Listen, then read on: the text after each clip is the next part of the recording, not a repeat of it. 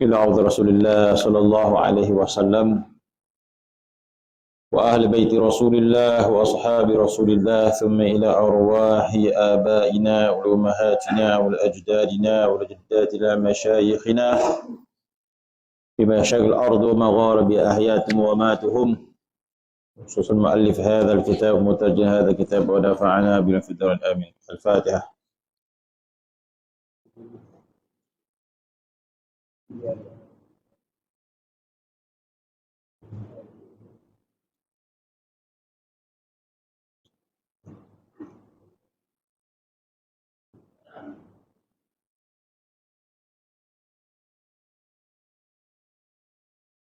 أعوذ بالله من الشيطان الرجيم. بسم الله الرحمن الرحيم.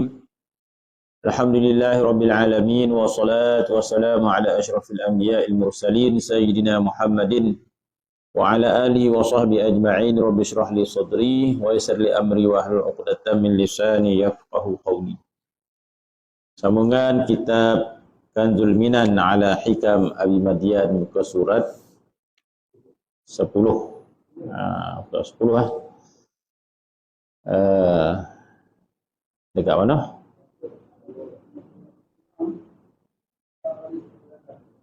Empat barisan batas.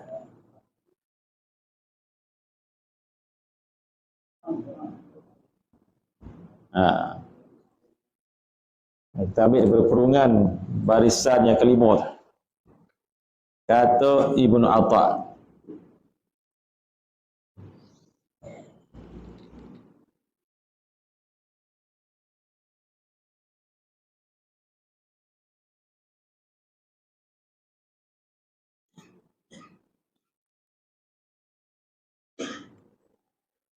berkata Ibnu Atha dalam munajatnya, hai Tuhanku orang yang, terjemahkan yang baru, hai Tuhanku Tuhan yang, bahasa lama dan orang yang, dia terjemahkan daripada bahasa Arab allazi. Allazi itu memang orang yang lah, tapi kalau allazi itu ditujukan kepada Allah, tak sesuai kita sebut orang yang kan. Allazi itu isim mausul kepada manusia memang jadi orang yang lah, tapi kepada Allah lebih baik diterjemahkan dengan Tuhan yang. Huwallahu allazi, huwallahu allazi la ilaha illahu. Huwallahu allazi, dialah Allah. Kita nak terjemah orang yang ke ataupun Tuhan yang. Bila sesuai kita huwallahu allazi, dialah Allah Tuhan yang. Kepada Allah kita isim mausul allazi itu kalau pada manusia orang yang lah. Antal ladzi, kata dia. Kalau disebut kepada kawannya antal ladzi, engkaulah orang yang. Antal ladzi uridu. Antal ladzi uridu an uqabil. Engkaulah orang yang aku nak jumpa. Antal ladzi uridu an uqabil, bahasa Arab. Kalau anta alladzi, bila kita terjemahkan engkaulah orang yang. Tetapi kepada Allah tak sesuai kita kata Allah orang yang. Jadi lebih baik kita terjemah kepada Allah huwallahu allazi, dialah Allah Tuhan yang. Jadi munajat Ibnu Atha Iskandari dalam bahasa Arab. Dia menyebut ya apa dia? Ya Allah allazi, ataupun ya Rabb allazi. Kalau terjemahkan wahai Tuhanku Tuhan yang. Itu lebih baik ya. Maka dalam munajat Ibnu Atha Iskandari, wahai Tuhanku Tuhan yang. Wahai Tuhanku Tuhan yang adalah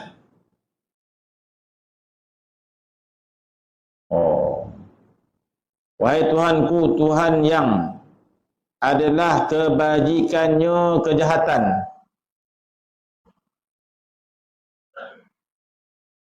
maka betapa tiada ada kejahatannya itu kejahatan. Oh, bukan. Betul orang yang betul ditujukan kepada seseorang, bukan kepada Allah. Dia tujukan kepada seseorang. Kita baca dulu. Kata munajat Ibnu Athaillah Iskandari, wahai Tuhanku, orang yang, ini memang ditujukan kepada orang, bukan ditujukan kepada Allah.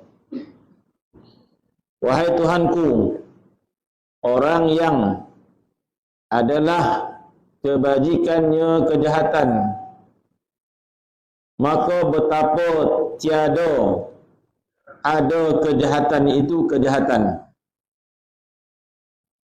Dan barang siapa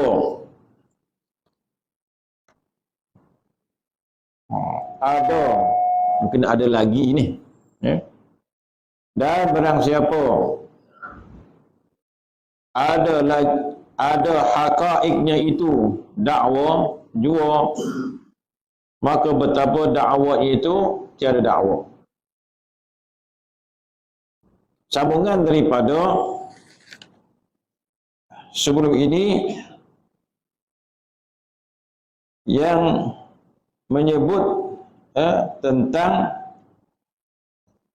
adab orang yang hampir pada Allah Subhanahu wa taala. Sebelum ini disebut bagaimanakah sifat orang yang hampir kepada Allah Subhanahu wa taala, ataupun bagaimanakah orang yang tinggi kedudukannya di sisi Allah Subhanahu wa taala, yaitu seseorang yang melihat serba kekurangan pada dirinya. Bahawa orang yang mengenali Allah Subhanahu wa taala itu adalah seseorang yang melihat kekurangan pada dirinya, bukan melihat kepada kesempurnaan diri. Itu yang disebut sebelum ini man tahaqqaqa bil ubudiyyati yanzuru a'malahu bi'ainir riya. Barang siapa benar-benar ubudiyah dia ke hamba Allah Subhanahu wa taala, maka dia memandang amalannya itu riya. Wa ahwalahu bi'ainid da'wah, dan segala hal keadaannya, pandangan terhadap dirinya itu semua dia mengira dakwa, tak betul. Dia melihat diri dia baik, maka diri itu sekadar pendakwaan saja, ataupun kita kata perasan saja. Dia mendakwa macam tu. Hatta kalau orang memuji dia, kalau dia kata diri dia baik, maka dia anggap itu pendakwaan saja, mendakwa saja. Dia merasa diri dia hanya mendakwa saja. Dan dia merasa dirinya masih penuh dengan riya. Wa qawaluhu bi'ain al-iftira', dan kata-katanya itu mungkin pura-pura dusta, tak benar. Bermaksud orang ini melihat segala kekurangan itu ada pada dirinya. Ini sebagai apa? Sebagai untuk kita menolak satu penyakit yang lebih besar. Sebagai penyelamat kita daripada kebinasaan yang ditakuti oleh Nabi kita sallallahu alaihi wasallam. Kebinasaan yang dibimbangi oleh Nabi SAW kepada umat dia, sama ada riya ataupun ujub. Ujub membinasakan amal kita. Jadi ujub adalah satu perasaan berasa takjub pada diri sendiri. Takjub, kagum dengan diri sendiri.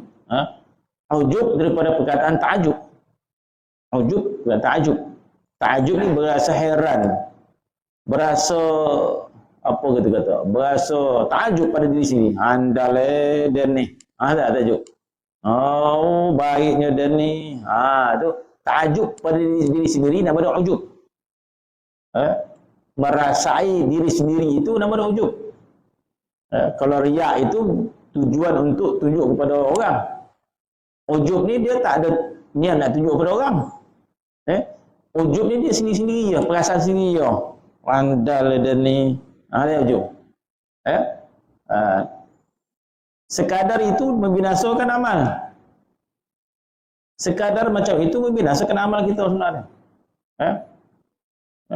Sebab itu dalam kitab Ruh Ibn Qayyim, ialah bukan nak jadikan hujah mimpi, tapi jadikan satu pengajaran juga.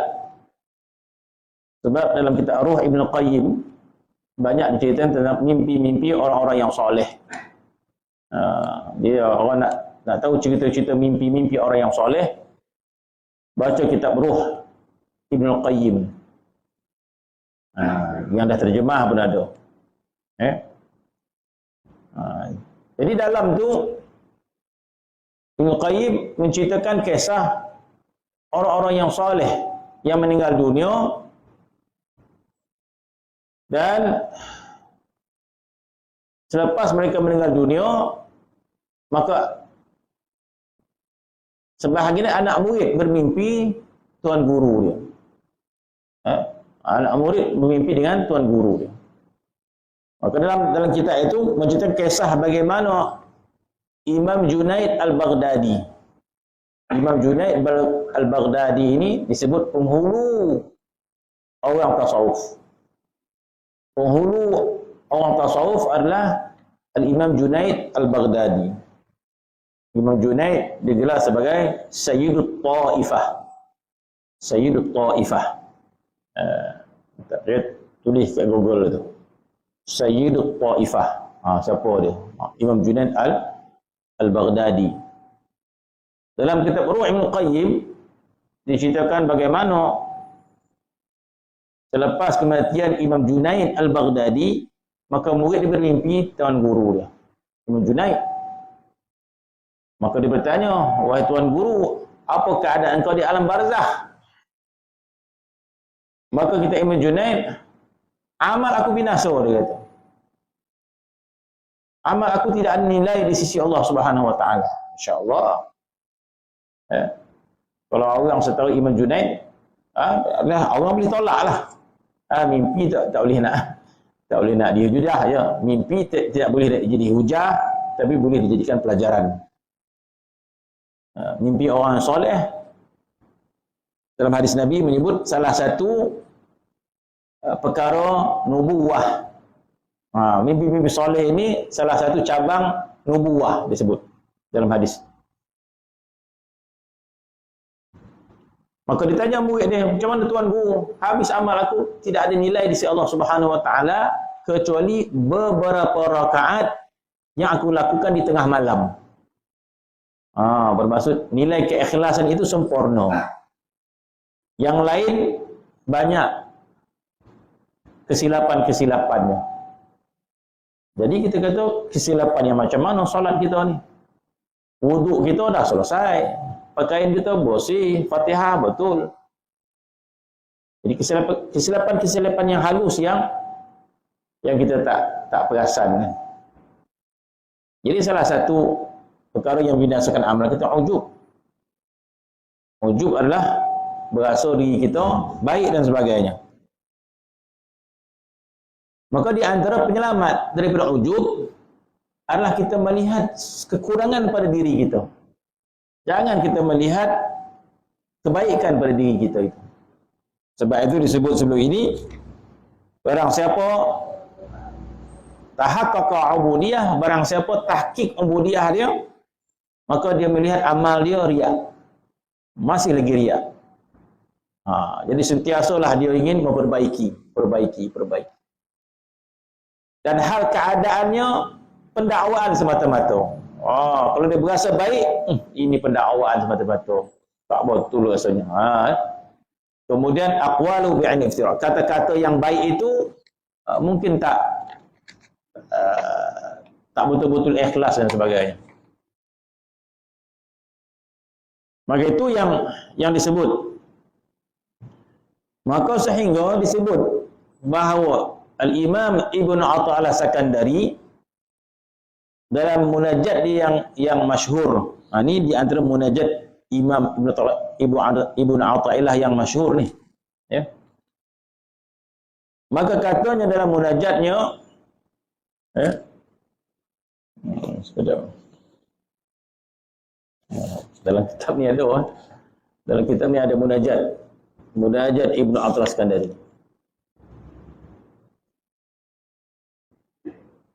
Munajat, doa dan munajat. Sekejap, saya tengok kalau ada yang Arab dia.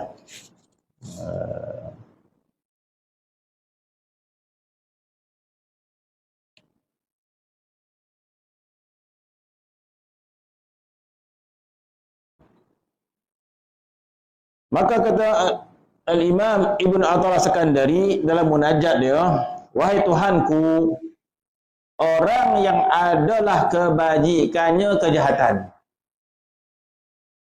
Bermaksud orang yang adalah kebajikannya kejahatan. Bermaksud seseorang yang melakukan kebaikan mungkin saja masih ada kejahatan dalamnya. Itu maksud dia. Orang yang kebajikannya kejahatan. Bermaksud kita solat, itu adalah kebajikan yang kita lakukan. Kita datang masjid, kita beramal, kita buat haji, kita buat umrah, kita bersedekah. Itu kebajikan. Dan kemungkinan saja dalam kebajikan itu ada kejahatan. Sesuatu yang tak betul dalam amal kita, yang membinasakan amal kita. Bermaksud dalam erti kata lain, ya Allah, jika sekiranya kebaikan kami ini masih lagi ada kejahatan dalamnya, apatah lagi kejahatan kami, confirm kejahatan. Itu maksud dia. Makna kata munajat ini munajat apa? Munajat ini adalah munajat kita menzahirkan kebimbangan kita kepada Allah tentang diri kita. Jadi kebimbangan kita terhadap ibadat kita perlu kita zahirkan di dunia. Bukan kita zahirkan di akhirat. Bila kita zahirkan di akhirat tidak manfaat. Bermaksud kita nak zahirkan ketakutan kepada ibadat kita diterima atau tidak oleh Allah Subhanahu wa taala, maka kita zahirkan di dunia. Ya Allah, walaupun kami beramal ya Allah, tapi kami masih bimbang tentang amal kami diterima atau tidak ya Allah. Dah, yang kita amal kita dah amal dah. Parih mana kita beramal itulah parih dia. Mana kata kalau amal kita tidak sempurna ditolak oleh Allah Subhanahu wa taala amal kita. Jadi bagaimana kita nak menampung amal kita tidak sempurna? Yaitu dengan istighfar, dengan keampunan, dengan berharap kepada Allah terima amal kita. Bermaksud kita mempersembahkan sesuatu kepada raja. Persembahan kita tadi mungkin tak sempurna. Sebab tu dah parih yang boleh kita bagi kepada raja tadi. Dengan duit kita tak banyak dan sebagainya. Mana kalau ikut raja, kita tak sampai tahap yang dia nak tu. Kita nak bagi hadiah kepada raja, dia ada tahap-tahap dia. Tetapi persembahan kita kepada persembah kepada raja apa? Kita nak persembahkan kepada raja itu binatang, kata dia. Mestilah yang sempurna. Kita nak sembah kepada raja. Kalau nak sembah kepada raja, raja minta persembahan daripada rakyat dia kan. Orang tu sian. Masjid Bahau seko, masjid apa ni Taman Anggrek seko. Hantar ke istana. Raja-raja dulu lah kan. Dulu pasok. Jika nak hantar kepada raja tadi. Tapi pariah yang boleh tu lah lambu lambu. Kenapa tak ada dah? Tu je dia. Jadi bila kita persembah kepada kita tahu bahawa persembahan kita tak sempurna. Satu, dah salah dah. Jadi bila dah salah, apa kita buat? Maka kita rayu kepada raja tadi dan mengaku dan sebutkan kekurangan kepada kita. Wahai Tuanku, inilah saja yang boleh kami dapat. Payah nak cari Tuanku, inilah saja, minta maaf. Kalau boleh Tuanku, ampunkanlah kesalahan kami. Terimalah kekurangan kami. Oh, jadi raja tengok, ya betul ke ni orang ni. Oh, dia tengok, yo, tu dah parih dia. Raja ni raja yang mulia. Kalau ikutkan memang tak layak. Maka disebabkan mana cara kita nak binatang kita, persembah kita diterima, kekurangan kita diampunkan, maka kita nyatakan kekurangan kita terhadap raja tersebut. Mudah-mudahan raja itu mengampunkan kita. Tu sahaja. Kalau salah, salah. Kalau ikut kesalahan, salahlah. Sebab dia ada tahap yang diterima. Tapi dah benda tak sempurna, apa kita lakukan? Pengakuan kita terhadap kekurangan itu terhadap raja tadi. Itu sahaja kita mengharapkan. Itu lebih baik daripada orang hantar persembahan tadi, tarik balik. Tak cakap sepatah pun. Dia raja dah meradang lah. Dia bagi macam ni saja, tak cakap sepatah, tak kata apa. Jadi bila raja panggil, masa dia minta maaf, tak ada lah. Masa dipanggil baru nak minta maaf. Tak ada dah. Dah selesai semua. Sebab tu sebelum dipanggil, minta maaf siap-siap.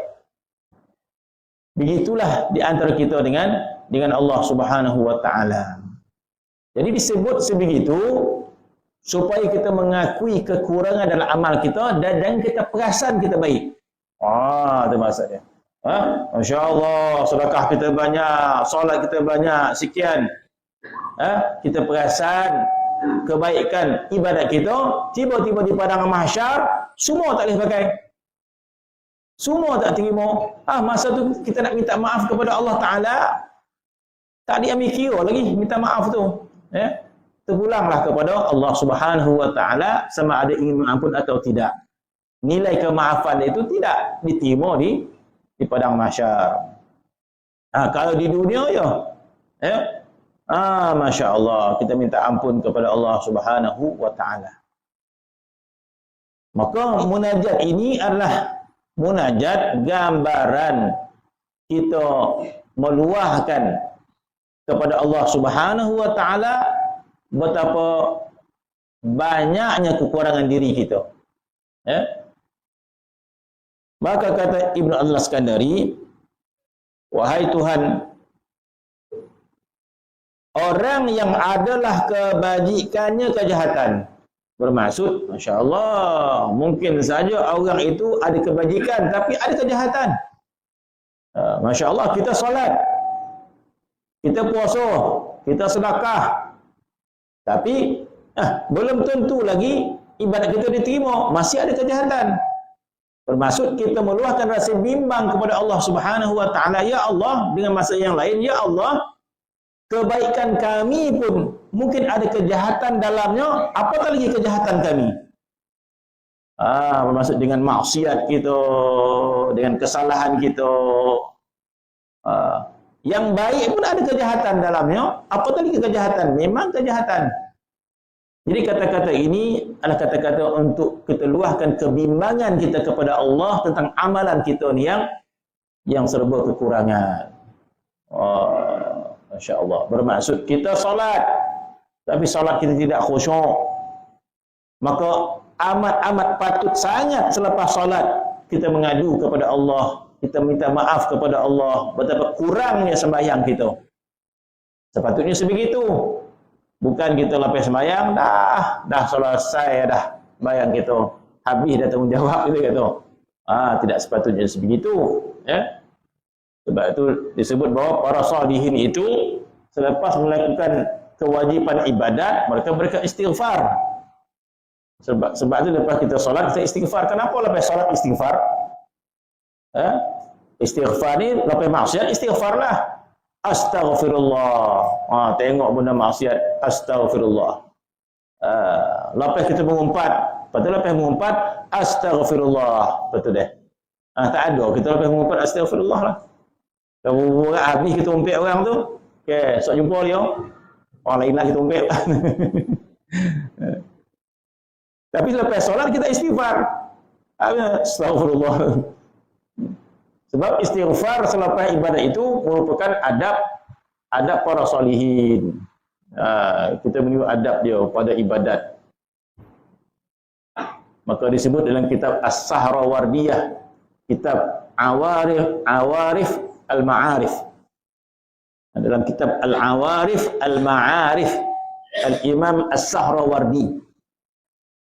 Ada kitab tasawuf bernama Al-Awarif Al-Ma'arif. Kalau rajin nak cari, tulis itu. Kitab Awarif Ma'arif bagi Imam As-Sahrawardi. Maka disebut di sini, Masya Allah.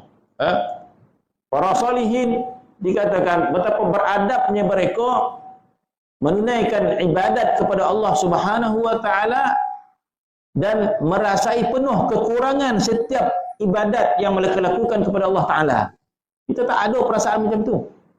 Sebaliknya pula, datanglah penyakit, bangga pula dengan segala ibadat yang kita lakukan. Jadi adab para salihin disebut dalam kitab As-Sahrawardi. Bagaimana para awliya ila salihin itu selepas mereka salat, mereka rasa malu kepada Allah, mereka berasa bersalah kepada Allah, dan mereka beristighfar sesungguh-sungguhnya, seperti orang baru melakukan dosa zina. Macam mana kalau orang melakukan dosa zina, dia berasa bersalah tentang dosa itu? Kalau tak berasa bersalah tu lainlah. Ahli maksiat tak berasa bersalah, itu bab lain. Ini orang yang melakukan dosa zina dan dia bersalah. Macam mana rasanya? Masya Allah, zina adalah dosa-dosa besar. Sudah pasti istighfar dia luar biasa, taubat dia luar biasa. Kalau nak berasa malunya luar biasa. Maka disebut para salihin itu mereka berasa bersalah setiap kali solat, melebihi orang yang baru lepas melakukan zina, berasa berdosanya kepada Allah Subhanahu wa taala. Ada kita buat macam tu? Ada orang berasa bersalah lepas solat? Tak ada. Kita mungkin astaghfirullah lepas solat, kita konangkan astaghfirullah lepas solat sebab minggu lepas kita mumpik. Kita dengar astaghfirullah lepas solat, mungkin kita rasa istighfar itu sebab kita melihat benda yang haram 2 hari lepas. Ada orang istighfar lepas solat yang ditujukan adalah solat itu yang dilakukan sebentar tadi. Mana kefahaman kita, kefahaman yang lain. Solat kita semua inilah kebaikan yang kita tunjukkan kepada Allah Subhanahu wa taala. Insya-Allah. Bermaksud berasa bersalah tentang ketaatan yang kita lakukan, menggambarkan kalau lebih pada itu lagi kita berasa bersalah. Ini nak menggambarkan bahawa sebab disebut bahawasanya orang mukmin itu kesalahan kecil itu dirasakan umpama gunung yang ingin menghimpap dia. Kesalahan-kesalahan kecil yang dilakukan kepada Allah itu diumpamakan gunung yang ingin menghimpap kepada dirinya. Sebaliknya orang yang munafik, hatinya munafik, dosa-dosa yang dilakukan itu umpama lalat yang hinggap di badannya, tak ada masalah apa. Biasalah tu. Mana kesalahan hati kita yang tak betul. Maka munajat Ibn Atma Sekandari, dia mengatakan, ya Tuhanku, orang yang kebajikannya mungkin ada kejahatan dalamnya. Apatah lagi kalau kejahatan. Apalagi kejahatan. Dia bermaksud, ya Allah, di manakah kita nak selamat di akhirat nanti? Seolah kita dah luahkan kebimbangan kita kepada Allah tentang diri kita. Kita dah luahkan kebimbangan kepada Allah tentang amal kita. Kita mengatakan kepada Allah, ya Allah, kalau salatku, puasaku, ibadatku mungkin saja mengandung kejahatan-kejahatan dalamnya, apatah lagi dosa-dosa kami. Jadi kita ajukan kebimbangan kita kepada Allah Subhanahu wa taala. Mohon kepada Allah Subhanahu wa taala keampunan. Mohon kita kepada Allah Subhanahu wa taala agar diampunkan segala kelemahan-kelemahan kita di dunia ini, kita luahkan kebimbangan terhadap diri kita. Jangan di akhirat nanti. Ya. Jadi yang tersalah selama ini, kita dah rasa selamat dah. Kita dah banyak sembahyang, banyak sedekah, banyak haji, banyak umrah. Dosa minggu lepas dah istighfar dah, selesai dah tu. Kita rasa macam tu. Ya. Ibadat ni dah banyak dah kita kata. Ibadat dah banyak, kira selesai dah tu. Dosa dah ada istighfar dah, habis selesai. Kita berfikiran sebegitu. Tapi para ulama salihin tidak sebegitu. Sebab itu Ibnu Athaillah Sekandari dia munajat, ya Allah, kalau seseorang itu kebaikannya masih terdapat kejahatan, apatah lagi kejahatan yang kami lakukan. Bermaksud betapa hinanya kami, ya Allah, betapa miskinnya kami. Nabi SAW teramat bimbang kemiskinan umatnya di padang mahsyar. Nabi bimbang. Sebab itu Nabi menyayangi diri kita melebihi kita menyayangi diri kita sendiri. Macam anak kita yang degil-degil, kita menyayangi diri dia, lebih dia menyayangi diri sendiri. Dia tak sayang diri dia, kita sayang. Dia buat motor laju-laju. Kita kata kita sayang betul. Dia tak sayang diri dia. Macam mana budak ni, kita kena sayang dia. Dia tak sayang diri dia. Begitulah kita. Rasulullah membimbangi diri kita, kita tak bimbang diri kita.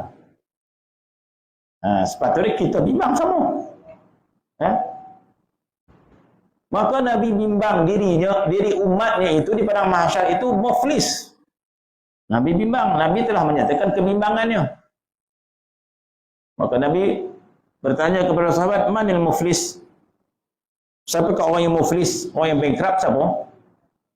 Maka sahabat menjawab, orang yang bankrupt, ya Allah, hutang melebihi modal. Hutang melebihi keuntungan. Dia berniaga untung 1 juta untung banyak Hutang apa? Hutang 1,5 juta. Kita kata itu miskin pun bukan tu lah. Kaya pun bukan, miskin pun bukan. Miskin ni harta tak banyak. Harta tak banyak. Ini bukan harta tak banyak. Bawah pada kosong. Keuntungannya 1 juta, hutang 1,5 juta. Bahasa kita muflis lah. Muflis. Mana hutang melebihi modal. Maka sahabat jawab begitu. Maka muflis itu, ya Rasulullah, orang yang hutang melebihi modal. Nabi kata tidak.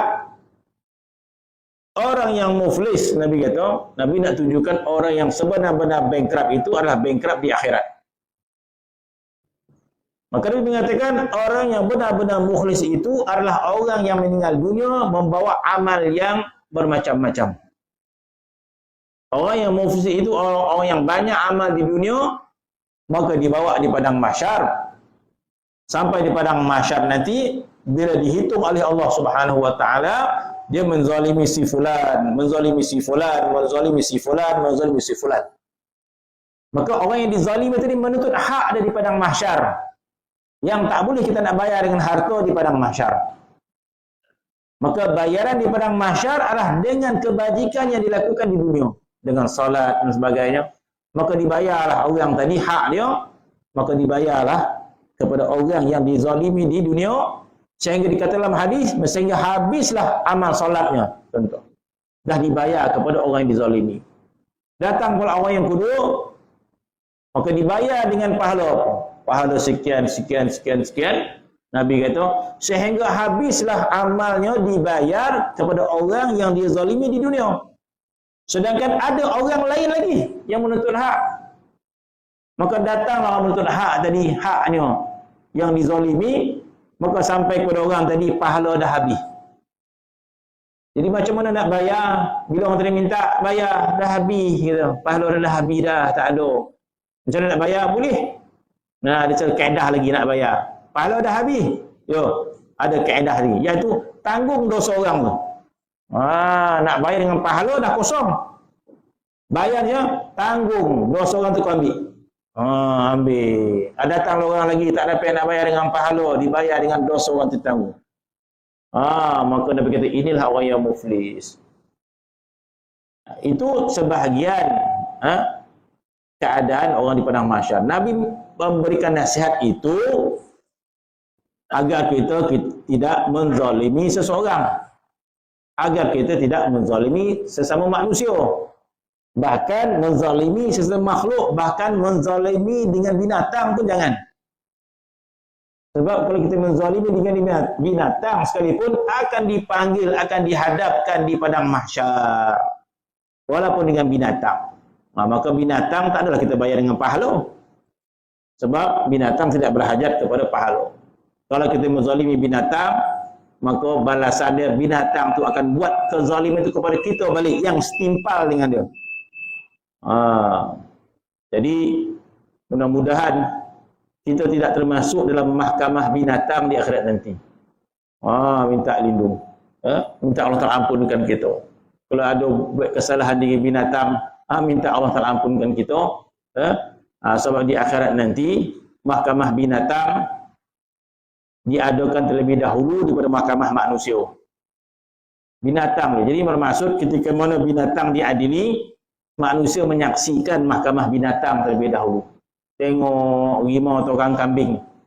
Tengok tu ada tu rimau marin ditukang kambing tu. Rimau menzalimi kambing. Macam mana dah adil? Gigi rimau tu bagi ke kambing. Kambing pula ada taring rimau. Kuku rimau tu bagi ke kambing. Ada pula. Gigit pula. Tokak pula rimau tu. Sebagaimana rimau tu gigit tu. Dah kono rimau tu. Dia dapat kesakitan yang sama. Apa lagi? Begitulah keadaannya binatang-binatang. Mana kambing yang kono zalimi dah puas hati dah. Dia tak boleh lebih. Dia nak gigit sekali dia, tak boleh. Rimau tu gigit sekali je. Jadi balas sekali. Kan Islam macam tu. Hukum dia, qisas nama dia. Dalam Islam ada hukum qisas. Balas. Kalau ada mahkamah untuk mengadili qisas, di dunia ini ada balasan qisas. Begitu juga di padang mahsyar ada hukum qisas. Balas kejahatan dengan kejahatan. Takut-takut binatang yang mengadu itu, apa masalah?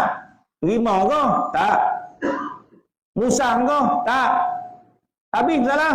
Aduh Tuan Haji lah. Kita tu. Siapa Tuan Haji pula? Panggil pula. Apa hal lah? Di kotuk saya kata dia. Saya elok berjalan di kotuk ada tempang-tempang lah. Lambu tu tempang. Kita kotuk dia. Habis macam tu je kau. Ya lantak binatang kata tu. Tak ada apa. Habis macam tu tak? Diadili. Takut. Dalam ramai-ramai kita menyaksi 2-3 orang pergi ke depan tak? Untuk diadil oleh Allah Subhanahu Wa Taala. Dia tak ada pahala. Tak boleh. Saya bagi pahala. Lambu kata apa dan pahala. Lambu bukan nak pahala. Dan lambu tak ada dosa yang kita nak ambil. Habis macam mana? Lambu ambil. Dia punya tangan itu dibagi macam tangan kita. Kita mari baduk dengan kayu, dibagi kayu yang sama kepada lambu tadi. Dapatlah, dibaduklah kita. Sampailah kita pula tempang tu kan. Katuk sikit, jangan kuat mana? Tak kuat apa? Tempang ke kiri dan bagian kata dia. Jadi katuklah sampai tempang pula kita. Dah tempang dah. Mana itu adil? Maka diadili oleh Allah Subhanahu Wa Taala. Mana kata itu mahkamah yang pertama. Sebab itu disebut dalam Al-Quran, ketika mana manusia melihat mahkamah binatang disaksikan oleh orang mukmin, disaksikan oleh orang kafir sekalipun menyaksikan mahkamah binatang ni. Orang mukmin nampak, orang kafir pun nampak. Dan bila selesai binatang diadili, apa yang Tuhan buat? Tidak ke syurga, tidak ke neraka. Maka Allah Ta'ala kata kepada binatang semua, kunu turaba. Jadilah kamu semua tanah. Jadi tanah semua. Mana kata kalau Tuhan tak adili pun apa nilai dia? Jadi tanah semua habis itu. Tak. Tetap Tuhan adili. Dah adil semua, dah kena cakar semua, dah apa? Tuhan binasakan semua, hapus semua. Maka Tuhan kata, kunu turaba. Jadilah kamu tanah. Yang rimau, yang gajah, yang apa semua. Jadi tanah semua. Jadi orang musyrikin memerhatikan keadaan itu. Apa mereka kata? Ya laitani kuntu turaba. Ya laitani kuntu turaba. Laitani littamanni. Kalau bahasa Arab. Laitani angan-angan yang tak mungkin dapat. Maka kata musyrikin, ya laitani kuntu turaba. Alangkah baiknya aku jadi tanah. Macam binatang tu. Mereka zalim-zalim pun akhirnya jadi tanah. Ya laitani kuntu turaba. Alangkah baik aku nak jadi tanah. Tak boleh. Ahli maksiat tak boleh jadi tanah. Dia akan diseksa dengan maksiat dia. Orang musyrikin tak boleh nak jadi tanah. Akan dihumban ke api neraka. Jadi bermaksud di padang mahsyar Nabi membimbangkan umat dia. Itu kesalahan sesama manusia di padang mahsyar. Kesalahan terhadap diri kita iaitu tentang ibadat kita tadi kan. Yang penuh dengan kekurangan. Jadi paling tidak, Masya Allah, kita kata, ibadat kita penuh kekurangan. Tetapi setiap pagi, setiap malam kita munajat kepada Allah dan mengakui di hadapan Allah betapa kurangnya ibadat kita di hadapan Allah. Kita ada pengakuan ketika hidup kita. Orang lain kurang ibadat tapi tak pernah perhatikan ibadat mereka dan berkeserah macam tu. Nak timur, tak timur, pokok di situlah. Kita kata, macam orang bagi hadiah kat gajah lah. Semua tak sempurna. Tapi orang tak sempurna dia sampai letak dia balik. Sampai balik. Tak minta maaf pun. Dah gajah nak lambu, ambil lah. Hui lah. Dan hantar. Kan mana gajah orang? Biar letak lah. Yang kita pula dengan penuh bimbang, kita jumpa gajah, maaf tuanku, ni dah lambu yang kita dapat, minta maaf. Dia seorang yang minta maaf. Yang lain tak minta maaf. Agak-agak gajah ambil kira tak. Lambu dia sama, tak sempurna. Tapi yang lain semua balik. Tapi yang seorang ni bawa kekurangan dengan penuh minta maaf, dengan penuh kebimbangan. Raja yang dijumpa itu raja yang mulia. Raja yang dijumpa itu raja yang maha pemaaf. Jadi kita minta maaf kepada Allah Subhanahu wa taala tentang amal kita. Itu maksud kandungan munajat Ibnu Athaillah Sekandari. Wahai Tuhanku, orang yang adalah kebajikannya itu kejahatan, maka betapakah tidak ada kejahatan itu kejahatan. Kemudian dan barang siapa hakikatnya itu dakwaan. Hakikat ni apa? Hakikat ni hal keadaan kita. Hal keadaan kita. Hal yang baik kepada diri kita. Kita berada dalam keadaan ikhlas, kita berada dalam keadaan sabar, kita berada dalam keadaan mencintai Allah, kita berada dalam keadaan makrifat kepada Allah. Itu maksud hakikat. Hakikat ni adalah kebaikan yang ada pada diri kita. Itu maksud hakikat di sini. Apa maksud hakikat diri kita? Maksud hakikat diri kebaikan yang benar-benar wujud dalam diri kita. Itu maksud hakikat kita. Kalau kita tu ada sabar, kita betul-betul ada sabar. Bermaksud hakikat sabar tu ada. Kalau kita ada kecintaan kepada Allah, kecintaan benar-benar ada. Bermaksud hakikat cinta tu ada. Itu maksud hakikat. Maka katanya, sekiranya hakikat itu pendakwaan. Mana hakikat itu pun belum selamat daripada sekadar pendakwaan. Hakikat itu kita sahaja yang memandang pada diri kita. Kita rasa kita seorang yang sabar. Kita rasa kita seorang yang jujur dengan Allah Subhanahu wa taala. Kita rasa kita seorang yang mencintai Allah Subhanahu wa taala. Itu kita rasa hakikat. Tapi masih lagi mungkin itu pendakwaan. Bermaksud kita perasan. Kita rasa kita mencintai Allah. Bukan saja itu pendakwaan. Maka katanya sekiranya hakikat itu masih lagi pendakwaan semata-mata, mungkin apatah lagi pendakwaan. Maka kita perasan yang sesuatu yang tak wujud pada diri kita. Betapa dakwanya sudah pastilah pendakwaan yang sebenar. Maka itu yang kita takut di akhirat nanti, kita perasan kebaikan yang ada pada kita sebenarnya tak ada benda tu. Kita rasa kita ni orang jujur dengan Allah Subhanahu wa taala, rupanya tidak. Kita rasa ni kita orang yang mencintai Allah Subhanahu wa taala, rupanya tidak. Kebimbangan itu kita luahkan di dunia. Jangan luahkan di padang mahsyar nanti. Mana kata masya-Allah kita berusaha untuk mencintai Allah Subhanahu wa taala. Rasa-rasa dah rasa cinta sangat ni. Tapi kita bimbang. Bimbang, tidak benar, hakikat tak benar sebenarnya. Maka kita luahkan kebimbangan kita kepada Allah Subhanahu wa taala. Daripada kita perasan kita dah handai semua. Rasa-rasa dia dah jadi wali besar dah ni. Dah contoh dia kan. Mana tidak ada kebimbangan terhadap diri kita. Maka Ibn Attal As-Sakandari menyatakan kebimbangan dia kepada Allah Subhanahu wa taala.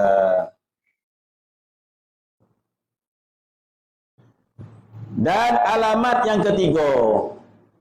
Alamat yang ketiga, alamat yang mana? Alamat yang ketiga adalah alamat orang yang tahqiq ubudiyah kepada Allah Subhanahu wa taala, ya. Yang kita baca dalam bab apakah tanda-tanda orang yang tahqiq ubudiyah kepada Allah Subhanahu wa taala.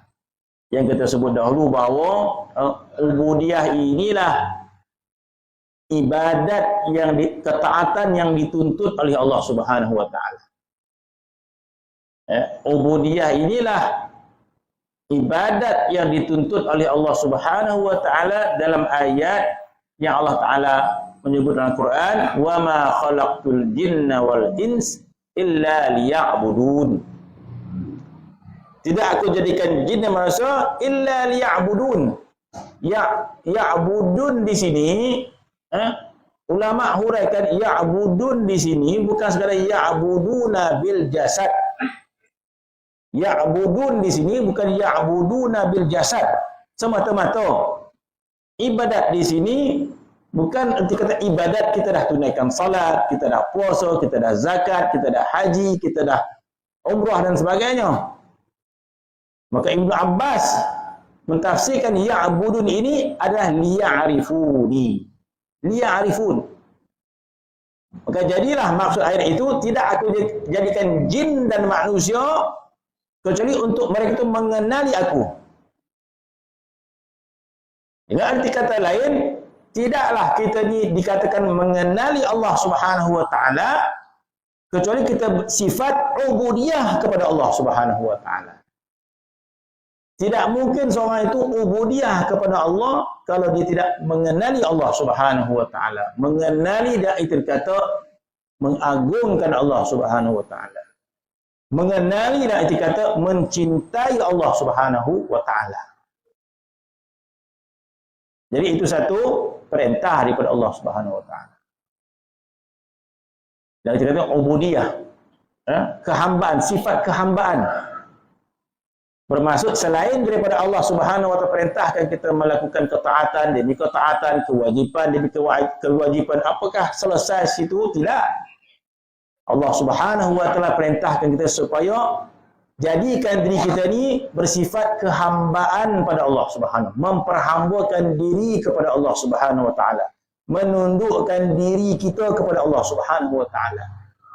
Apa keadaan kalau kita kembali kepada Allah Subhanahu wa taala tidak sempurna ketundukan kita kepada Allah Subhanahu wa taala? Apakah Tuhan tidak menghitung? Tuhan hitung. Tuhan hitung kita. Maka orang yang sempurna itu adalah orang yang meletakkan ubudiyah, ketundukan kepada Allah Subhanahu wa taala. Memperlihatkan kehambaan kita kepada Allah Subhanahu wa taala. Maka ini dihuraikan dalam tasawuf. Jadi perlu kita belajar, perlu kita memahami maknanya. Bagaimana dikatakan kehambaan kita kepada Allah Subhanahu wa taala sehingga disebut, dan perlu kita tahqiq benar-benar kita mendapat kehambaan itu. Maka disebut Sebelum ini barang sama man tahaqqaqa ubudiyah. Barang siapa tahqiq ubudiyah dia. Maka yang ketiga bermaksud yang ketiga tanda orang tahqiq ubudiyah kepada Allah. Yang kedua yang kita baca iaitu sentiasa melihat kelemahan diri, kekurangan diri, kesalahan diri. Maka adapun yang ketiga bermaksud yang ketiga orang yang tahqiq ubudiyah kepada Allah Subhanahu wa taala. Adapun alamat yang ketiga menelek kepada perkataan itu dengan ainu iftira. Kita baca kata-kata yang asal dahululah, dihurai lagi. Yang ketiga iaitu menelek kepada perkataannya itu dengan ainu iftira, yakni dusta jua. Dan ini qaul ataupun ini qaul ke ini pula ni. Dan ini qaul kembali kepada qaul ni. Dan ini kata-kata ini, ayat ini apa maksud dia? Yang ketiga, seseorang itu menelek kepada perkataannya itu dengan ainu iftira. Mana dia melihat kata-katanya semua dusta. Itu apa maksud dia? Yang dikatakan dia melihat kata-katanya itu ainu iftira, dia melihat kata-katanya semua dusta. Apa maksud dia? Maka dia mengatakan dan ini qaul kembali kepada ketiadaan redha daripada nafsu. Dia maksudkan di sini adalah tidak redha pada nafsu. Jadi yang dimaksudkan kata-kata itu adalah kata-kata nafsunya. Bukan kata-kata lidah. Dia melihat kata-katanya itu semua dusta. Ini maksudkan ini adalah tidak redha pada nafsunya. Ya, Masya Allah kita kata. Siapa yang sanggup buat macam tu? Ataupun kita siapa sanggup perang dengan nafsu dia? Meletihkan kita nak perang dengan nafsu kita. Menjemukan, tidak merasai kelazatan kalau kita lawan nafsu kita. Rasa pahit kalau kita lawan nafsu kita. Siapa yang sanggup melawan nafsu? Tak sanggup. Dah lah, ikut dia lah. Baru seronok kita kata ikut saja. Macam mana kita nak mendusta nafsu kita? Ya, nafsu yang membawa kejahatan. Yang kita dustakan adalah nafsu yang membawa kejahatan. Cuma masalah dia, kita huraikan kejahatan tu mencuri. Kejahatan tu boleh menemui ekor. Maka kita kata nafsu kita dah okey dah. Tak ada lagi mencuri dah. Tak ada lagi berdusta dah. Kita tak tengok betul-betul. Nafsu itu masih jahat. Di antara kejahatan nafsu adalah menjauhi diri daripada Allah Subhanahu wa taala dan kita ingin melihat kepada yang lain daripada Allah Subhanahu wa taala. Kita ingin menyayangi sesuatu yang lain daripada Allah. Itu dah jahat dah. Bukan jahat mencuri lagi dah. Tetapi jahatnya nafsu itu dia nak memandang kepada yang lain daripada Allah Subhanahu wa taala. Yang di depan dia tak dapat pun tak apa, tapi dia nak pandang, dia nak ingat sesuatu yang lain daripada Allah, maka dia memeluk sesuatu itu dengan hatinya. Dia sayang harta, dia sayang dunia, dia sayang makhluk. Maka itulah kejahatan nafsu. Yang kita tak sadar. Yang tu malas lah dia nak perang dah. Cinta harta malas lah kita nak perang dah. Biarlah dia, kita kata kan. Biarlah dia kat situ. Kita tak sadar. Benda itu kehinaan di padang mahsyar nanti. Patutkah orang tu mulia di hadapan Allah Subhanahu wa taala? Kita memilih untuk membesarkan dunia ini. Tiba-tiba di padang mahsyar yang agung itu Allah Subhanahu wa taala, dekat manakah kedudukan kita? Belakang sekali dah. Sebab kita memilih untuk mencintai nafsu kita kan. Kita jahat pada diri kita sendiri. Kita tak sanggup untuk memilih kebesaran Allah Subhanahu wa taala. Tak payahlah kita kata ikut je lah hati kita ni mana yang dia suka. Dia kata nak baik macam mana. Bermaksud kita bukan sekadar diperintahkan solat, ya, tetapi kita diperintah mencintai Allah Subhanahu wa taala yang kita sembah itu. Kita bukan sekadar diperintahkan ibadat, tetapi diperintahkan supaya mengagungkan Tuhan yang kita ibadat itu. Tidak memadai kita melaksanakan perintah Tuhan dengan jasad kita. Oh, dah selesai dah. Solat sudah, puasa sudah, zakat sudah, haji sudah, umrah sudah. Kalau kita kata, ya Allah, dia dah buat dah ya. Jangan marah-marah ni. Hati dia nak pergi poluk dunia pula ni. Hati kita nak berangan, nak berlazat-lazat dengan dunia. Kita sangka Allah Ta'ala berkehendak kepada solat kita. Kita sangka Allah Ta'ala berhajat kepada haji kita. Kita sangka Allah Ta'ala berhajat kepada ibadat kita. Hati kita pun kita pergilah kepada nafsu kita. Patut ke macam tu? Tak patut kita kata. Tak patut. Maka susah. Sukar kita kata.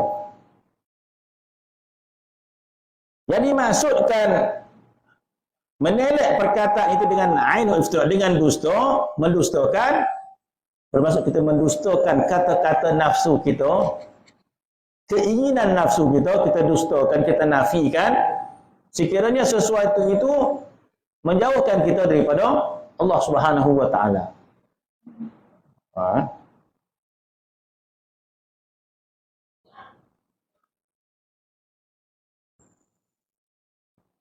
Yang ini kembali kepada maksudnya, yakni ketiadaan redha pada nafsu. Maka bahawasanya orang yang tiada redha daripadanya, maka tiada redha daripada ahwalnya. Bermaksud orang tidak redha daripada nafsunya, maka dia sentiasa tidak sentiasa tidak berpuas hati dengan keadaan dirinya. Dah baik dah, sentiasa tidak berpuas hati dengan keadaan dirinya. Masih ada tak baik, masih ada tak baik. Itu maksud tidak redha dengan nafsunya, tidak redha keadaan dirinya. Bermaksud sentiasa ingin menambah kebaikan demi kebaikan. Jangan kita berasa redha dengan kedudukan kita yang dah sedia ada. Bermaksud kita redha kepada ahwal kita yang sedia ada. Tiada redha kepada nafsu itu bermaksud tiada redha daripada ahwalnya. Ahwal hal keadaan kita. Masya Allah, hal keadaan kita berubah. Daripada tak baik kepada baik. Daripada baik bertambah baik, bertambah baik. Itu hal keadaan diri kita. Masya Allah, dalam kitab mana yang ada bicara macam ni? Tak jumpa. Kecuali dalam kitab tasawuf ya. Yang cerita sebini rupa. Siapa nak cerita keadaan macam ni? Tak ada. Dalam ilmu tasawuf saja bicara tentang sebegini. Sekiranya kita nak dongar lah. Tak nak dongar, tak nak apa-apa. Bermaksud Masya Allah, kita taat, kita ibadat, Masya Allah, ahwal kita meningkat. Ahwal hati kita meningkat. Daripada tak baik pada baik dan sebagainya. Maka disebut jangan redha pada ahwal, jangan redha kepada kedudukan yang dah kita capai. Sentiasa kita sentiasa kita mencela keadaan diri kita. Konsep ni samalah konsep orang belajar kita kata. Anak kita belajar daripada dia dapat barakah 30. Oh tak apa hati ni kita kata.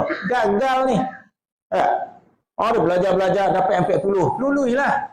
Apakah patut dia berbuah hati? Tak patut. Jangan berbuah hati. Kalau dia berbuah hati habislah. Hari tu kau gagal apa ni pesa dapat 40 macam mana? Cukup dah tu. Okey dah habislah. Maka sepatutnya dia tidak redha pada keadaan diri sendiri. Jadi begitulah dalam ahwal yang disebut sebegini. Jangan redha pada nafsu dan tiada redha pada ahwalnya, dirinya kita. Jangan kita rasa bermaksud bila kita rasa redha, kita rasa cukup dah keadaan diri kita menyelamatkan kita di akhirat.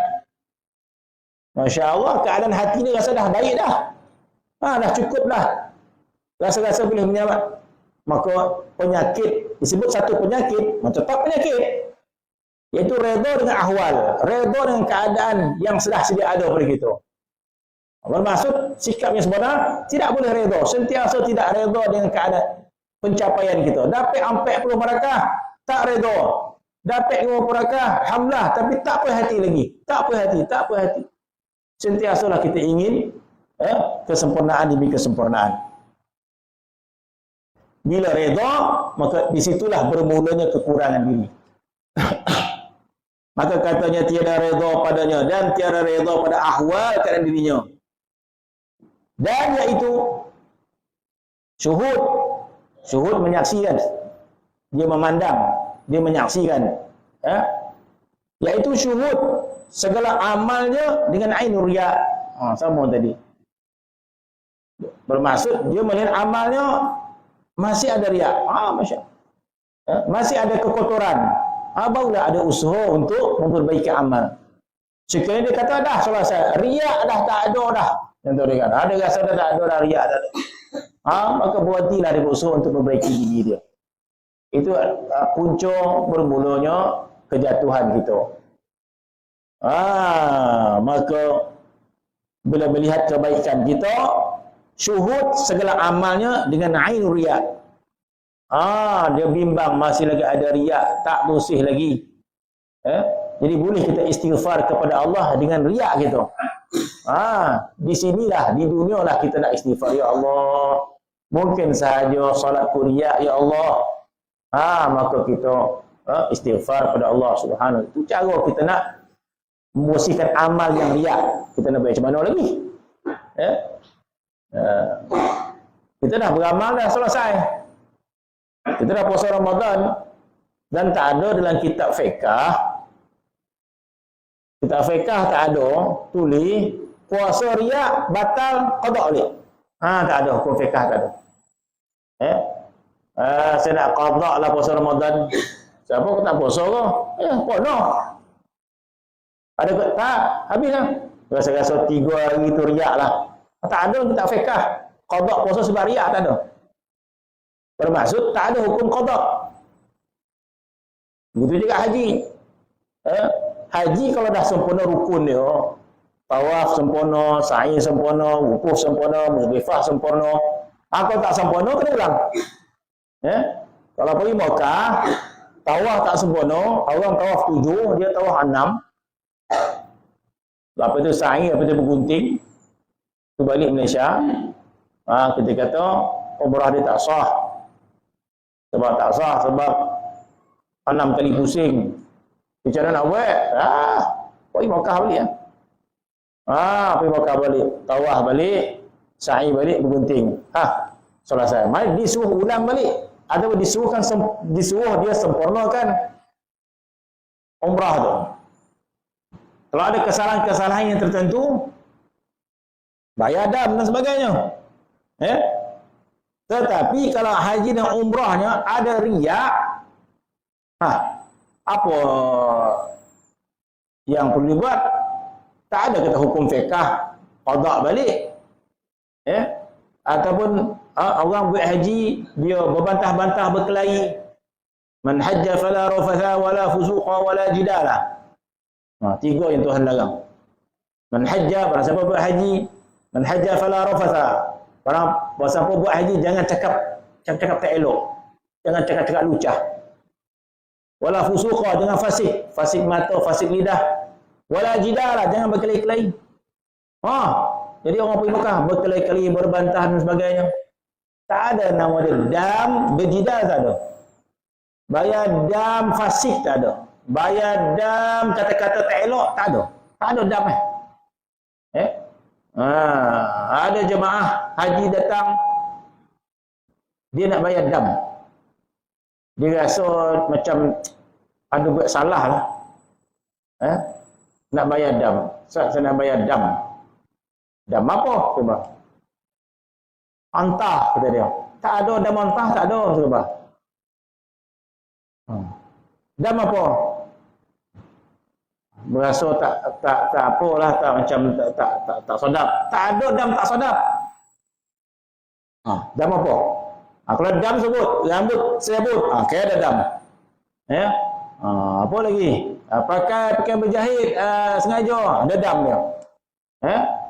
Tapi kalau macam tak ada. Sedangkan merosakkan haji, merosakkan umrah kita. Berjidal, fasik, merosakkan. Tapi tak ada damnya.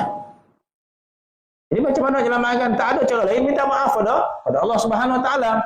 istighfar pada Allah Subhanahu Wa Taala. Solat kita tak khusyuk.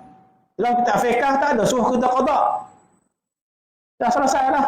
Allah, nak buat baliklah sembahyang. Kenapa tak sah lah? Tak ada wuduk. Wuduk ada. Tak pakai, tak tutup aurat. Jadi nak qada apa? Tak khusyuk. Tak ada qada solat tak khusyuk, tak ada. Tak ada hukum qada solat tak khusyuk. Tapi solat itu tidak ada nilai di sisi Allah Subhanahu Wa Taala. Nabi menyebut solat itu akan diterima oleh Allah Subhanahu Wa Taala sama ada 1/2, 1/4, 1/6, 1/8. Macam mana kita nak tingkatkan nilai solat kita? Kalau dah dapat 1/8, maka dengan cara istighfar pada Allah Subhanahu Wa Taala. Dia istighfar. Jadi mudah-mudahan dengan istighfar Allah Subhanahu mengampunkan kita, diterima. Jadi istighfar bermanfaat di dunia. Di akhirat tidak manfaat lagi. Kita nak minta maaf kepada Allah Subhanahu Wa Taala, tak ada manfaat lagi. Kalau di dunia ada manfaat dia. Maka dia melihat sesungguhnya hal keadaan dengan ainul dakwah, iaitu dengan segala amal riya. Dan orang yang tiada redha pada ahwalnya, iaitu syuhud akan halnya dengan ainul dakwah. Bermaksud dia melihat dirinya ini pendakwaan semata-mata. Kita saja mendakwa kita ni baik, sebenarnya belum. Macam tu maksudnya. Kena usaha lagi. Kita saja mengatakan diri kita dah jujur dengan Allah Subhanahu Wa Taala. Sebenarnya belum lagi. Itu maksud dia. Melihat dengan ainul dakwah, dengan pandangan pendakwaan. Dan tiada redha daripada perkataan, iaitu syuhud segala perkataan ainul iftira, yakni dusta. Maka dikerjakan demikian itu. Semua tadi dia buat. Melihat segala kekurangan dirinya. Melihat apa lagi? Segala yang ada belum tentu lagi baik dan sebagainya. Maka sentiasa melihat kekurangan pada dirinya. Maka katanya, maka apabila dilakukan semua itu dan tahakkuklah. Tahakkuk ni tahqiqlah. Tahqiq, maka tahakkuklah dengan yang tersebut itu, iaitu ubudiyah dia kepada Allah Subhanahu Wa Taala. Kehambaan dia kepada Allah Subhanahu. Sebab taat itu mungkin saja orang tu rasa besar diri. Ubudiyah ni kerendahan diri kepada Allah. Ubudiyah adalah kerendahan diri kepada Allah. Terkadang taat itu menyebabkan diri kita rasa tinggi. Maka itu jadi hina balik. Jadi ubudiyah ini adalah kerendahan diri. Jadi mana kita nak rasa kerendahan diri? Jadi kita merasai amal kita tak ada nilai di sisi Allah Subhanahu Wa Taala. Barulah kita merendah diri kepada Allah Subhanahu Wa Taala. Barulah kita menghina diri kepada Allah Subhanahu Wa Taala. Sebab amal kita tidak boleh menyelamatkan kita. Siapa lagi yang boleh menyelamatkan kita? Kalau kita melihat amal kita tidak boleh menyelamatkan kita. Itulah yang ditunjukkan oleh imam kita, Imam Syafi'i radhiyallahu anhu. Imam Syafi'i, Masya Allah, dengan amalnya, dengan akhlaknya, dengan ilmunya, sepatutnya Imam Syafi'i tak perlu bimbang dah. Kita khatam setiap bulan pun rasa tak bimbang lah. Setiap bulan khatam. Ramadan 2 kali khatam, kata-kata nak bimbang apa lagi. Haji dah 2 kali dah, umrah 3 tahun sekali. Nak bimbang lagi. Maksud satu penipuan yang halus yang tak perasan. Satu penipuan yang halus yang kita tak perasan. Masya Allah, kita kata. Jadi kita kata Imam Syafi'i kita, Masya Allah, dengan ilmu dia, dengan amalnya, mengkhatamkan Quran pada masa selain Ramadan, setiap hari khatam Quran. Bulan Ramadan, sehari 2 kali khatam Quran.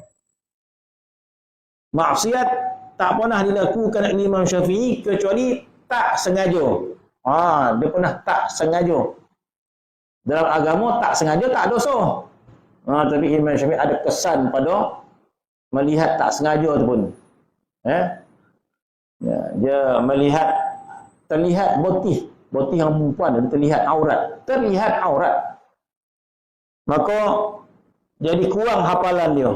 Hafalan jadi kurang, tak kuat seperti biasa. Jadi nak hurai kekuatan hafalan Imam Syafi'i ni, masya-Allah dia kata. Kita nak ngabarkan kurang hafalan Imam Syafi'i macam mana, wallahu alam. Begitu kuatnya hafalan Imam Syafi'i, ketika mana Imam Malik mengajar, maka Imam Syafi'i menulis sesuatu di tangan dia. Tulis, guna Elio tulis. Sebab dia tak ada duit nak beli pen, tak ada duit nak beli kotak, maka dia datang. Dan kadang budak lagi lah, budak kecil lagi. Dia dengar, dia tulis. Jadi Imam Malik tengok, budak yang main Elio tu main sini. Orang mengajar dia main Elio. Main sini budak, main Elio. Apa yang kamu buat? Main Elio pula tu mengajar. Maka kata Imam Syafi'i, wahai Imam Malik, aku bukan main, tapi aku menulis apa yang kau cakap. Sebab aku tidak memiliki pen, tidak memiliki kertas. Jadi yang ada Elio saja. Apa yang kau cakap, aku buat tulis kat tangan. Tak sampai Elio tu kering, aku dah hafal yang apa yang kau cakap. Kata Imam Syafi'i. Biar betul budak ni. Tapi kau sebut apa yang disebut mengajar tadi? Dia kata Imam Syafi'i sebut satu persatu daripada awal sampai akhir. Tak cikir satu pun, kata-kata Imam Malik. Kagum Imam Malik. Dah, mai sini. Duduk rumah aku. Jadi Imam Syafi'i belajar dengan Imam Malik, duduk rumah guru dia. Jadi kuat hafalan Imam Syafi'i. Dan ketika Imam Syafi'i pergi ke Mesir, Imam Syafi'i daripada Madinah pergi ke Iraq. Daripada Iraq berhijrah ke Mesir. Di Mesir lah Imam Syafi'i meninggal dunia. Sampai di Mesir, maka berlaku kurang hafalan dia. Kurang macam mana, wallahu alam. Maka dia pergi kepada guru dia Waqi'. Nama guru dia Waqi'. Maka jumpa guru dia Waqi'. Maka bersyair dia, syakautu ilal Waqi' su'i hifzi farashadani ila an tarkil ma'asi. Sampai akhir syair itu.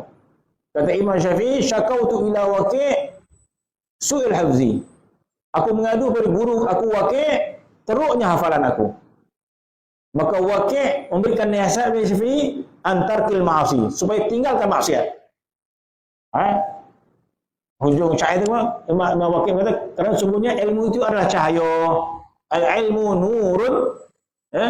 Sesungguhnya nur itu tidak ada kepada ahli maksiat. Jadi bila dikaji apa maksiat Imam Syafi'i? Tak ada maksiat, dia hanya terpandang saja, terpandang aurat. Maka hilang hafalan dia. Termasuk masya-Allah kesalihan Imam Syafi'i, amalannya, ilmunya, sepatut dia dah selesa lah dengan keadaan dirinya. Sepatutnya dah selesa lah. Macam kita amal banyak lah. Nak sampai nak meninggal so, masya-Allah tak bimbang dah. Ayah dah pergi Makkah 10 kali dah. Waktu dah banyak sedekah. Baca Quran. Kena rasa-rasa selamat. Terbalik Imam Syafi'i bila murid dia tanya kat guru dia, macam mana tuan guru? Imam Syafi'i mengatakan, aku berada di penghujung usia aku. Aku berada di penghujung dunia sekarang ini. Dan akan kembali ke akhirat. Apabila aku melihat kepada amal aku sedikit, kata dia. Amal kebaikan aku sedikit. Sedangkan dosa aku banyak, kata dia. Bermaksud aku tidak berharap kepada amalku. Bermaksud sama dengan kitab kita sebut. Mana kata dia mendakwa dirinya. Amal sedikit. Mana yang banyak itu tak diterima, tak terima. Bermaksud dia melihat amal sedikit. Dan dosa aku banyak, katanya. Bermaksud dia tidak bersandar pada tak boleh nak Bermaksud ini menggambarkan kefakiran pada Allah Subhanahu wa taala. Bagaimana keadaan kita ke akhirat tak bawa pahala? Tak parah ke? Orang pergi Kuala Lumpur tusin tak awak? Mana apa? Tak bimbang ke? Bimbang. Tapi kebimbang ini mendatangkan kemuliaan. Menggambarkan kehambaan kita kepada Allah Subhanahu wa taala. Sebab kalau kita meninggal dunia, bawa amal kita, kehambaan kita itu menjadi kurang pada Allah Subhanahu wa taala. Itu disebut dalam hadis yang panjang oleh Nabi sallallahu alaihi wasallam, bagaimana cerita orang yang soleh zaman dahulu yang ahli ibadat, qiyamul lail, puasa di siang hari, mujahadah. Dan orang ini mati dalam keadaan selesa dengan amalnya. Masya-Allah, amal cukup banyak. Orang yang soleh dengan amal, dengan puasanya, dengan qiyamul lailnya, dengan berjihad fi sabilillah, tidak ada usia dia, semua digunakan untuk taat kepada Allah Subhanahu wa taala. Tetapi kesilapan orang tadi, dia bersandar pada amal dia ke akhirat. Maka bila sampai di akhirat, Nabi cerita dalam hadis dia, maka orang ini nanti, Nabi kata, sampai di akhirat, bila dihisab oleh Allah Subhanahu wa taala, maka malaikat mengatakan, masuklah syurga dengan kasihan belas Allah Subhanahu wa taala. Maka orang tadi, aku tak nak masuk syurga dengan belas kasihan Allah. Aku nak masuk syurga dengan amal yang banyak aku lakukan. Maka malaikat dia rasa tenteram dengan amal dia. Dia rasa selamat dengan amal dia. Aku nak masuk syurga dengan amal yang aku kerjakan. Susah payah mari. Qiyamul lail, mujahadah, puasa. Nak masuk senang-senang macam tu, tak sedap lah. Agak macam tu lah. Anak kita dah belajar, dah dapat 20A. Lepas tu, kurikulum manjat gunung, pergi sungai, sebaban sijil lah. Dia tu masuk universiti, pak saudara ke mesti tu, masuklah dah. Tak payah tunjuk dalam sijil tu tau. Mana boleh tak payah. Tengoklah sijil tu dulu. Dan tak nak masuk universiti macam tu dah, kata dia. Tengoklah sikit. Kata dia kan. Dia macam tu lah umpama dia. Aku tak nak masuk syurga dengan balas kasihan, aku nak masuk syurga dengan amal aku. Ya, boleh, kata Allah Ta'ala. Bawa amal dia. Mana dia? Salat dia, puasa dia. Timbang. Satu. Kemudian Tuhan timbang dengan nikmat dunia yang dia dapat dekat dunia ni. Nikmat mata dia, maka hanya setimpal dengan ibadat solat. Nikmat pendengaran dia hanya setimpal dengan nikmat pendengaran. Apa lagi ibadat daripada dia? Tuhan letakkan nikmat dunia. Nikmat dunia. Letak. Habislah amal ibadat dia.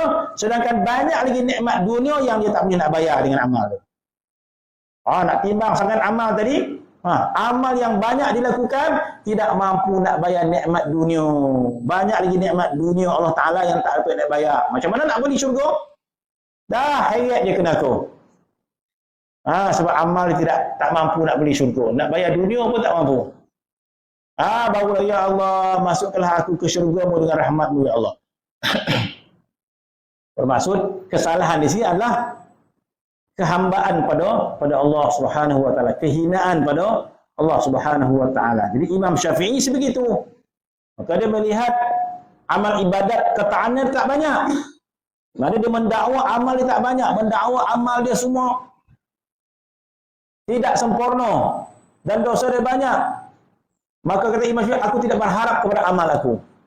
Tetapi apabila aku melihat kepada rahmat Allah Subhanahu wa taala, maka aku jadi lapang. Bermaksud, apa maksud kita berharap kepada rahmat Allah? Bermaksud kita memperhambakan diri kepada Allah. Kita fakirkan diri pada Allah Subhanahu wa taala. Ya Allah, aku tidak memiliki apa-apa ya Allah.